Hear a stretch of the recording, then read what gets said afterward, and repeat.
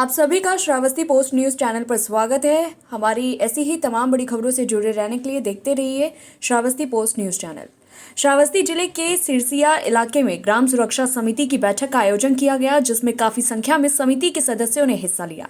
कार्यक्रम में देवी पाटन मंडल के आईजी उपेंद्र अग्रवाल भी पहुंचे, जिन्हें गार्ड ऑफ ऑनर दिया गया, जिसके बाद एसपी ने उन्हें गुलदस्ता देकर उनका स्वागत किया। इस दौरान समिति के सदस्यों को संबोधित करते हुए आईजी उपेंद्र अग्रवाल ने कहा कि आप लोग बॉर्डर के गांव में रहने वाले लोग हैं, इसलिए आप ग्राम सुरक्षा समिति के नहीं बल्कि राष्ट्रीय सुरक्षा समिति के सदस्य हैं।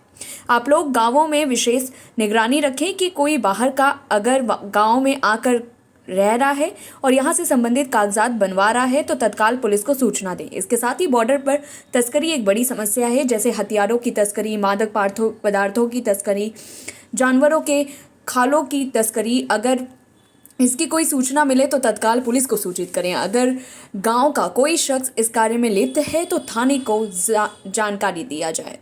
बता दें कि वहीं बॉर्डर पर नेपाली सिम कार्ड बड़े ही आसानी से मिल जाते होंगे। बिना गवर्नमेंट ऑफ इंडिया के लाइसेंस के बॉर्डर पर सिम कार्ड बेचना अपराध है, इसलिए अगर कोई भी नेपाली सिम बेचता है या खरीदता पकड़ा जाएगा तो उसके खिलाफ सख्त से सख्त कार्रवाई की जाएगी। इस खबर में बस इतना ही। ऐसी तमाम बड़ी खबरों से जुड़े रहने के लिए हमारे चैनल को सब्सक्राइब करें। जो महत्वपूर्ण है वो है नेपाली सिम कार्ड। जस्ट जानकारी के लिए ये चीज़ें बताई नहीं गई होगी। बड़े आराम से हो सकता है बॉर्डर पे नेपाली सिम कार्ड मिल जाते होंगे, आप लोग यूज़ करते होंगे, पर ये गलत है और इस पे हम लोग अब सख्ती करेंगे। तो ये जो है जितने भी दुकानदार भाई होंगे आप कृपया उनको कन्वे कर दीजिए, नेपाली सिम कार्ड बिना गवर्नमेंट ऑफ इंडिया के लाइसेंस के बेचे जाना अपराध है और उनके खिलाफ कार्रवाई होगी। तो अब तक हो सकता नहीं किसी ने ध्यान दिया होगा, बट अब हम लोगों की नज़र है। तो नेपाली सिम कार्ड अगर बेचते हुए खरीदते हुए पकड़े जाएंगे तो आप लोगों के खिलाफ कार्रवाई होगी। आप उन दुकानदार को बता दें कृपया करके, बिना गवर्नमेंट ऑफ इंडिया के लाइसेंस के नेपाली सिम कार्ड नहीं बेचा जा सकता। सेक्शन 20 टेलीग्राफ एक्ट का वायलेशन है।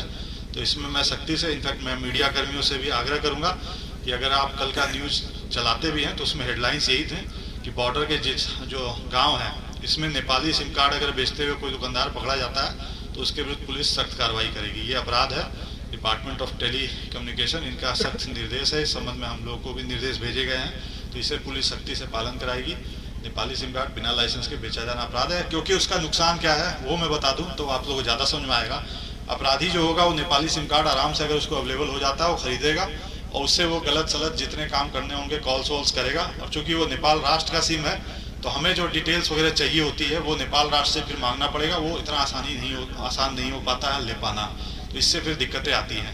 तो इस पर सख्ती है, बैन है, ये बिल्कुल गलत करते हैं। तो अगर आपसे कोई पकड़े जाएंगे तो उनके खिलाफ कार्रवाई होगी। इस चीज़ को मैं कन्वे करना चाहता हूँ। सबसे पहले जानिए कि पुलिसकर्मी क्या है और आप क्या है, आप में अंतर क्या है पुलिसकर्मियों से।